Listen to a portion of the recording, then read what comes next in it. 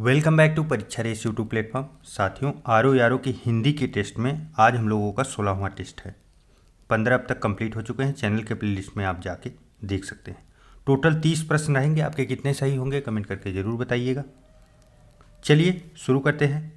आज का पहला प्रश्न है 31वां नंबर का प्रश्न। देखिए, उत्तराधिकार में प्राप्त संपत्ति के लिए एक शब्द क्या होगा। कोई संपत्ति जो है उत्तराधिकार में प्राप्त हुई है उसके लिए क्या होगा। उसके लिए होता है रिक्त। क्या होता है? रिक्त। यहाँ पे देखिए एक शब्द लिखा है धरोहर। धरोहर क्या होता है? देखिए, किसी दूसरे के यहाँ रखी हुई वस्तु को ना धरोहर कहा जाता है। और वसीयत, वसीयत किसे कहा जाता है? जब किसी की मृत्यु से पूर्व किसी की मृत्यु होने वाली है उससे पूर्व वह अपनी संपत्ति का वारिस अगर घोषित कर देता है किसी को तो उसे क्या कहते हैं? उसे वसीयत कहा जाता है। चलिए नेक्स्ट, जिनका जन्म कन्या के गर्भ से हुआ हो उसे क्या कहते हैं? एक शब्द में बताइए। कानीन। क्या कहा जाता है? कानीन। नेक्स्ट, थोड़ा नपा तुला भोजन करने वाला वाक्यांश के लिए उपयुक्त शब्द क्या होगा? जो थोड़ा नपा तुला अर्थात थोड़ा भोजन करता है उसे क्या कहते हैं? उसे मिताहारी कहा जाता है। क्या कहा जाता है? मिताहारी। ऑप्शन नंबर सी देखिए, ये सही लिखा है। यहाँ पे देखिए एक शब्द लिखा गया है मितव्ययी। मितव्ययी का अर्थ क्या हुआ? नपा तुला खर्च करने वाला। खर्च करने वाला कुछ होते नहीं, खर्च करने में कंजूस होते हैं, उनके लिए मितव्ययी शब्द का प्रयोग होता है। नेक्स्ट देखिए, कनिष्ठिका और मध्यमा के बीच की उंगली को क्या कहते हैं?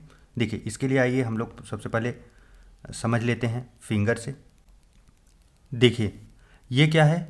ये है अंगूठा। हम लोगों को पहले से पता है अंगूठा इसे ही कहते हैं।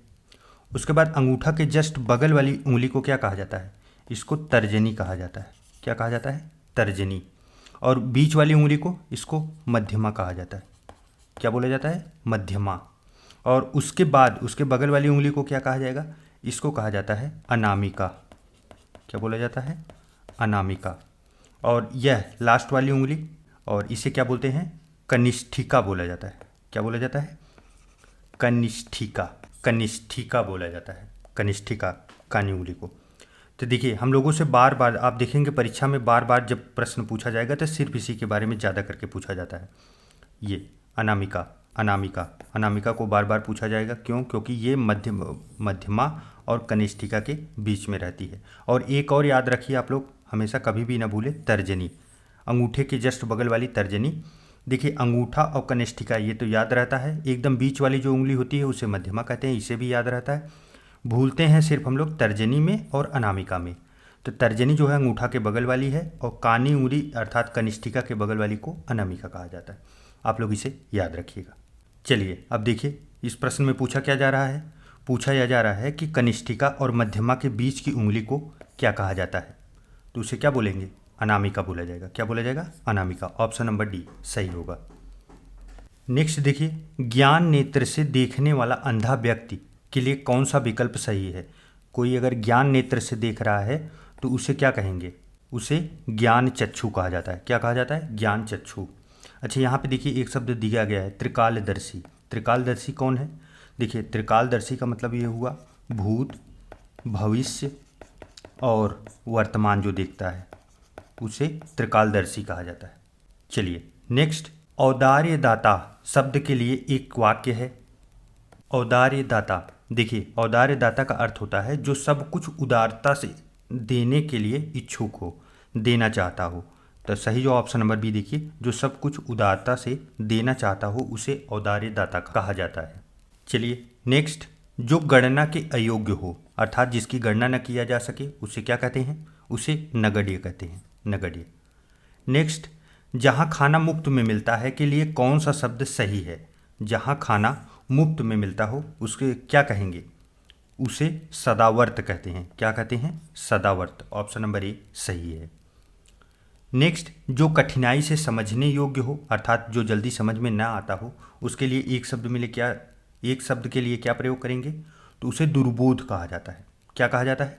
दुर्बोध। सही जवाब ऑप्शन नंबर सी। नेक्स्ट, दूसरे के दोष खोजने वाला। और बहुत से लोग इस समय मिलेंगे आपको जो हमेशा दूसरों के दोष को ही खोजेंगे, तो उन्हें क्या कहेंगे? उन्हें छिंद्रान्वेषी कहते हैं। क्या कहते हैं? छिंद्रान्वेषी। चलिए नेक्स्ट देखते हैं, निम्नलिखित में से कौन सा वाक्य शुद्ध है? शुद्ध और अशुद्ध हम लोगों को देखना है। दुकानदार ने ताला खोला, क्या ये शुद्ध है? हाँ, यही शुद्ध भी है।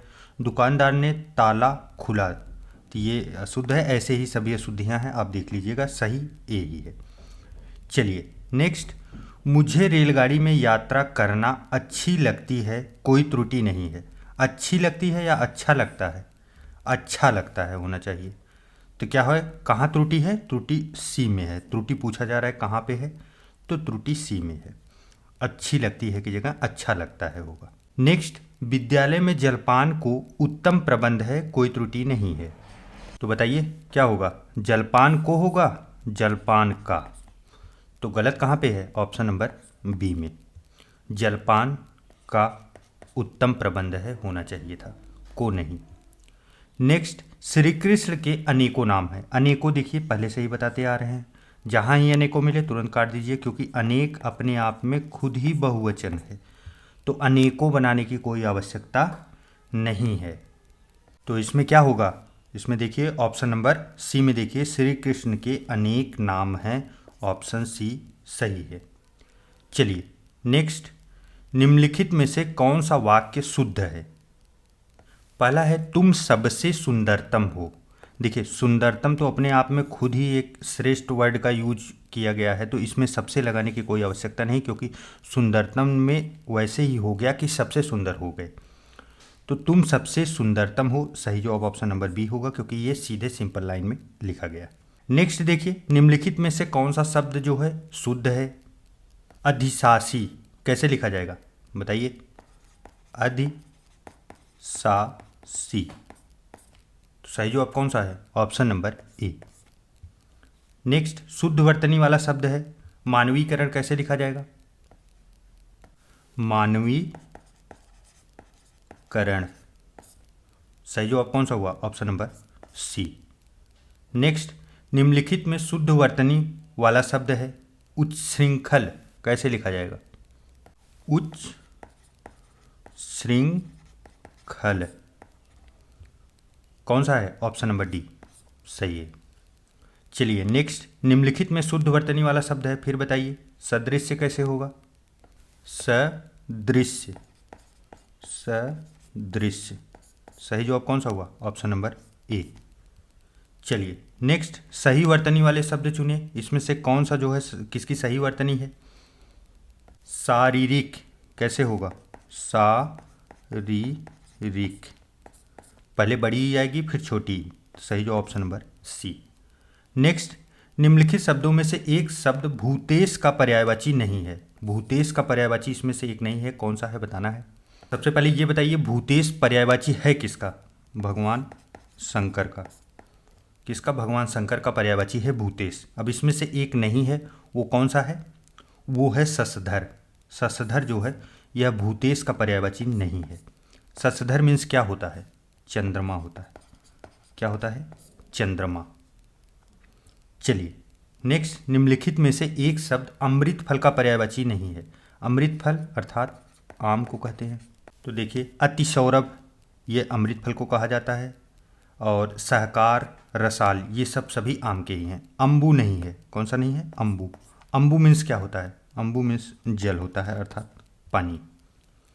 नेक्स्ट, निम्नलिखित में से एक मुकुंद का पर्यायवाची शब्द नहीं है, तो बताइए। देखिए मुकुंद का सबसे पहले यह किसका पर्यायवाची है? मुकुंद, तो भगवान विष्णु का। विष्णु का, तो देखिए कमलेश, कमलापति और कमलाकांत, ये तो हो गए भगवान विष्णु के पर्यायवाची। कमलासन नहीं हुआ, कमलासन इनका पर्यायवाची नहीं हुआ, बल्कि किसका है?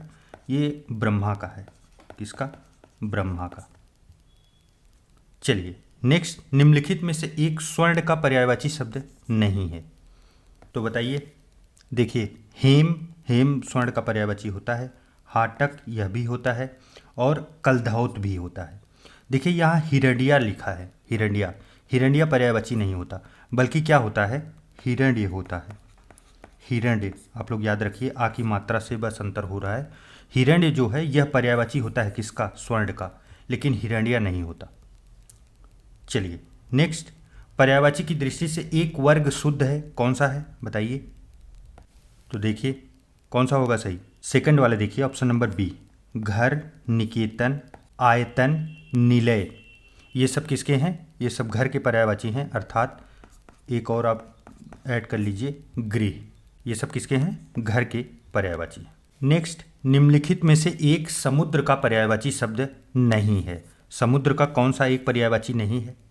देखिए, जलधि, जलधि है, हाँ जलधि है, और जलधाम, जलनिधि, ये तीन के तीनों तो समुद्र के पर्यायवाची हैं। जलाधीप नहीं है। जलाधीप किसका है? जलाधीप ही हम लोगों का आंसर होगा। यह किसका है? यह भगवान वरुण का है। किसका? वरुण का। चलिए नेक्स्ट, निम्नलिखित में से एक नदी का पर्यायवाची शब्द नहीं है। तो बताइए इसमें नदी का पर्यायवाची कौन सा नहीं है? देखिए, निम्नगा और कुलंकसा और कुलवती, ये तो नदी के पर्यायवाची हैं। त्रिपथगा नहीं है। त्रिपथगा जो है यह किसके कहा जाता है? ये गंगा को कहा जाता है, गंगा को। चलिए नेक्स्ट, कौन सा शब्द घोड़ा का पर्यायवाची नहीं है? घोड़ा का बताइए, कई बार बता चुके हैं। शार्दुल, शार्दुल जो है घोड़ा का पर्यायवाची नहीं है, बल्कि किसका होगा? शेर का। शेर का पर्यायवाची है शार्दुल। नेक्स्ट बताइए, मीनाक्षी का पर्यायवाची शब्द क्या होगा? मीनाक्षी अर्थात मीन की जैसी आंखें जिसकी हो उसे सुंदरी कहते हैं। सुंदरी, आप लोग याद रखिएगा, पीछे वाले टेस्ट में भी था ये प्रश्न।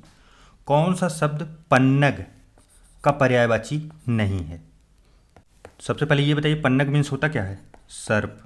क्या होता है? सर्प। देखिए, सर्प भी दिया है, विषधर भी दिया है, अहि भी दिया है, तीन के तीनों होते हैं। तुरंग नहीं होता। तुरंग जो है सर्प का पर्यायवाची नहीं होता। तुरंग किसका होता है? घोड़ा का। घोड़ा, शेर और सर्प, ये सब तो बहुत महत्वपूर्ण है, आप इन्हें जरूर याद रखिएगा। चलिए, इस प्रकार 30 प्रश्नों की ये श्रृंखला समाप्त हुई। आपके कितने सही हुए कमेंट करके जरूर बताइएगा, और यह वीडियो आपके लिए कितना हेल्पफुल है यह भी जरूर बताइएगा। चलिए मिलते हैं एक नए वीडियो में, तब तक के लिए ढेर सारा प्यार। नमस्कार।